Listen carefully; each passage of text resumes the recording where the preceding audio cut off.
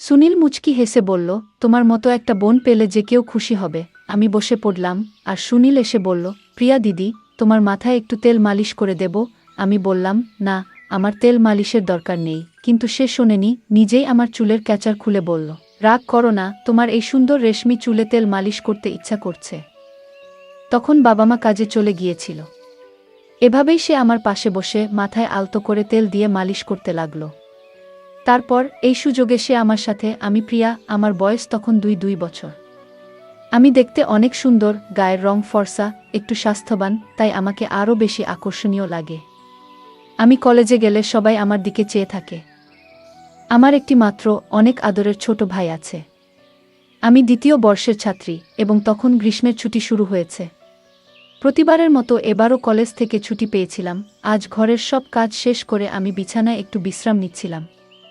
ক্লান্তির কারণে আমার মনে হচ্ছিল সারা শরীর ব্যথা হয়ে গেছে, আর আমি একটু আরাম খুঁজছিলাম।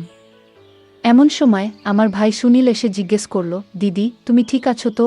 আমি বললাম, হ্যাঁ, সব কাজ শেষ করে একটু বিশ্রাম নিচ্ছি। আমার গল্পগুলো তোমরা শুনো, কিন্তু সাবস্ক্রাইবই করো না। দয়া করে গল্পগুলো ভালো লাগলে ভিডিওটি লাইক, শেয়ার এবং চ্যানেলটি সাবস্ক্রাইব করো প্লিজ।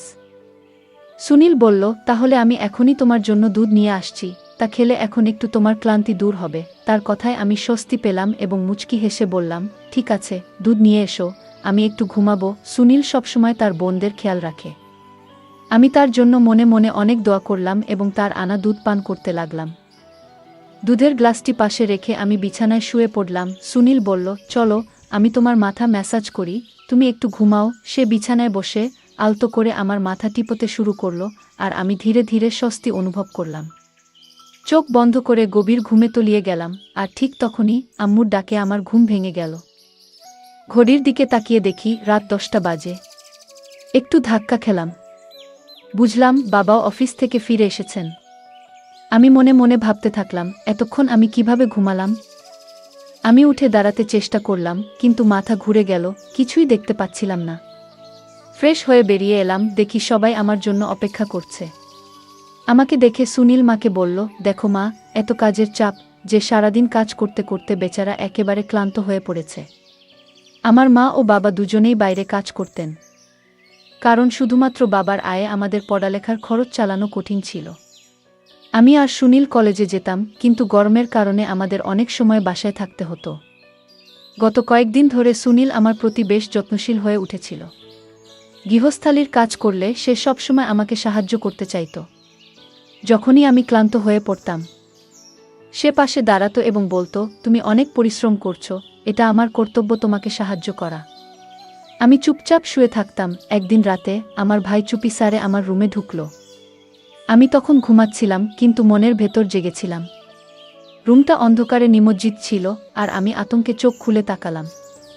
ঘুমানোর আগে দরজাটা সামান্য খোলা রেখেছিলাম, কিন্তু যখন ঘুম ভাঙল তখন কেউ সেখানে ছিল না। নিজেই উঠে দরজা বন্ধ করে আবার শুয়ে পড়লাম, কিন্তু হঠাৎ করেই অনুভব করলাম যে কেউ আমার দিকে হাত বাড়ানোর চেষ্টা করছে। পিছনে ফিরে তাকালাম, কিন্তু কেউ ছিল না। একটু ভয় পেয়ে গেলাম। ঘরের আলো জ্বালিয়ে দরজা খুলে বাইরে তাকালাম, কিন্তু কাউকে দেখতে পেলাম না।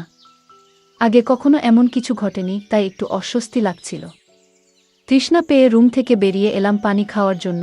তখনই সুনীলকে আমি দেখতে পাই। সুনীল আমাকে দেখে জিজ্ঞেস করল, তুমি কি এখনো জেগে আছো? কি হয়েছে?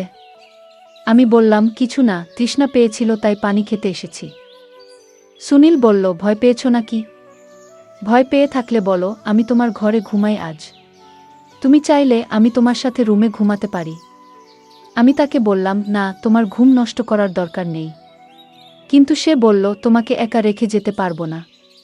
অবশেষে আমি বিছানায় শুয়ে পড়লাম, আর সে আমার পাশে বসে বালিশটা ঠিক করে দিল। তারপর পাশের ছোপায় শুয়ে পড়ল।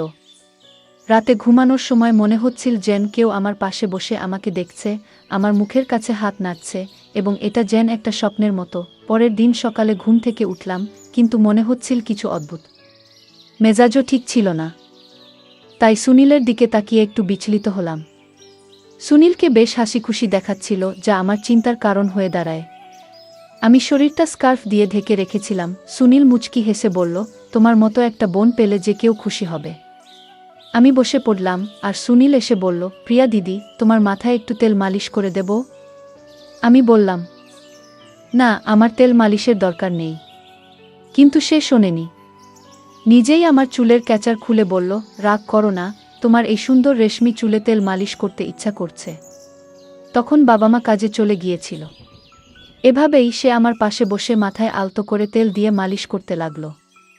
তুমি এত সুন্দর যে তোমাকে দেখলে সবসময় মনের মধ্যে একটা হাসি ফোটে। যখন যখন সে আমার চুলে মালিশ করছিল, মনে হচ্ছিল তার হাতে যেন কোনো বিশেষ জাদু আছে। তখন আমি বারবার ঘুমের জোগতে হারিয়ে যাচ্ছিলাম আর মনটা শান্ত হয়ে যাচ্ছিল। আমি তাকে জিজ্ঞেস করলাম, তুমি কোনো তেল ব্যবহার করছো? সে বলল, এটা খুব স্পেশাল তেল, তোমার জন্যই তৈরি, কারণ তোমার চুল এত সুন্দর। তার কথাগুলো এত মিষ্টি ছিল যে আমি বুঝতেই পারলাম না কখন যে ঘুমিয়ে পড়লাম। জানি না কেন আমি বারবার ঘুমিয়ে পড়তাম। পরের দিন ঘুম থেকে উঠতেই শরীরটা ব্যথায় ভেঙে যাচ্ছিল। জামাকাপড়ও এলোমেলো ছিল। মাথাটা একটু ব্যথা করছিল, মনে হচ্ছিল যেন রাতে ঠিকমতো ঘুমায়নি। ফ্রেশ হতে বাথরুমে গেলাম, কিন্তু মনে হচ্ছিল আমি অনেক কঠিন পরিশ্রম করেছি। রুম থেকে বেরিয়ে শুনতে পেলাম কেউ যেন কারো সাথে কথা বলছে। রান্নাঘরের দিকে গেলাম পানি খেতে, কিন্তু দরজার কাছে পৌঁছে দেখলাম লোকটা হাতে অনেক টাকা নিয়ে দাঁড়িয়ে আছে।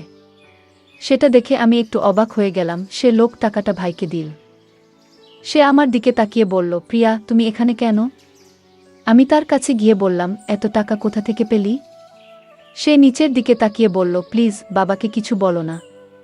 আমি জিজ্ঞেস করলাম, এই টাকাটা কেন? কিসের জন্য?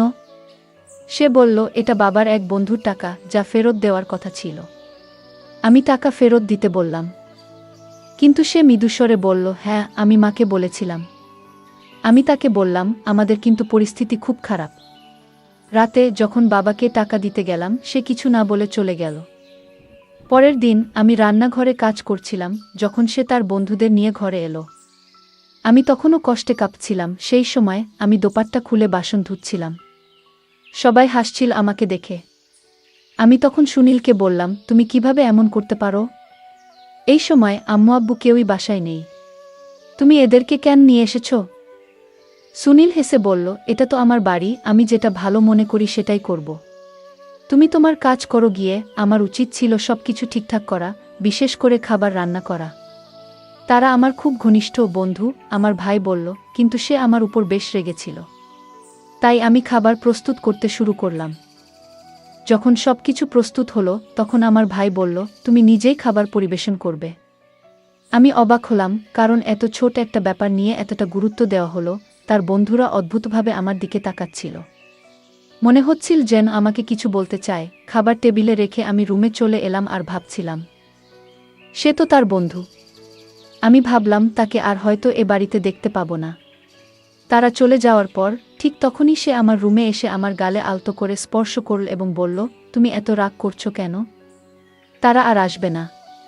কিন্তু মা বাবাকে এই ব্যাপারে কিছু বলো না, প্লিজ। তার আচরণ আমাকে একটু বিরক্ত করছিল। কিন্তু তো আমি নিজের রুমে গিয়ে একটু শান্ত হওয়ার চেষ্টা করলাম। বিশ্রামের জন্য ঘুমিয়ে পড়লাম, কিন্তু হঠাৎ করে আমার পায়ে কারো স্পর্শ অনুভব করলাম। চমকে উঠে দেখি সুনীল আমার পাতার কোলে রেখেছে। সে মেসেজ করছিল। আমি তাকে থামানোর চেষ্টা করলাম, কিন্তু সে বলল, আমাকে মেসেজ করতে দাও। আমি তো তোমার যত্ন নিচ্ছি।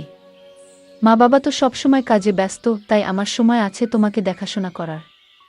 আমি ক্লান্ত ছিলাম, তাই সুনীলের হাতে মেসেজ নিতে নিতে ঘুমিয়ে পড়লাম, কারণ সারাদিন বাড়ির সব কাজ আমাকেই করতে হয়। এখন কলেজ ছুটি দেওয়ার পর আমাকেই বাড়ির সব কাজ করতে হয়। বাবা মা সবাই কাজে যায়, তাই বাড়ির সব দায়িত্ব আমার। যখন ঘুম ভাঙল, তখন মাথাটা ঘুরছিল আর বিছানার চাদর এলোমেলো হয়েছিল। একটা মৃদু পারফিউমের গন্ধ পাচ্ছিলাম, যা আমাকে আরও অস্বস্তিতে ফেল। আমি বিছানায় শুয়ে পড়লাম। মনে হচ্ছিল কেউ যেন রুমে উপস্থিত আছে এবং আমাকে জাগানোর চেষ্টা করছে। কিছুক্ষণ পর যখন চোখ খুললাম, দেখলাম বিছানায় শার্ট এবং পারফিউম পড়ে আছে। সবকিছুই যেন অদ্ভুত লাগছিল। আজকের দিনটা বেশ অস্বাভাবিক ছিল, কারণ আমি আর সুনীল ছাড়া বাড়িতে কেউ ছিল না। তারপর কি হলো? আমার শরীর বেশ ক্লান্ত এবং দুর্বল বোধ করছিল।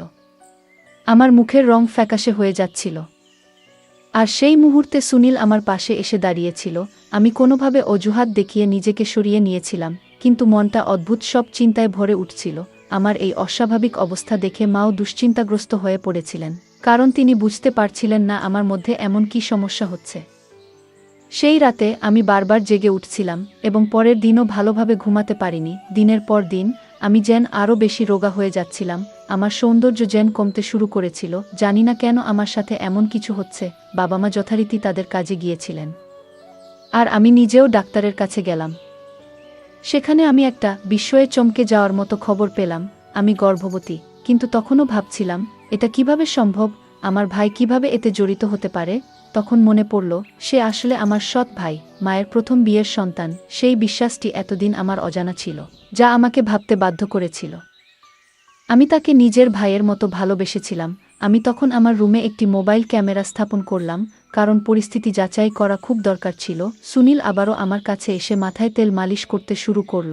আমি জেগে থাকার জন্য অনেক চেষ্টা করলাম, কিন্তু তেলের গন্ধে আমি অজ্ঞান হয়ে গেলাম। কিছুক্ষণ পর মা বাবা বাড়ি ফিরলেন, আর আমি ঘুম থেকে উঠলাম। কিন্তু ক্যামেরার রেকর্ডিং দেখে মনে হলো মাটি যেন সরে গেছে পায়ের নিচ থেকে।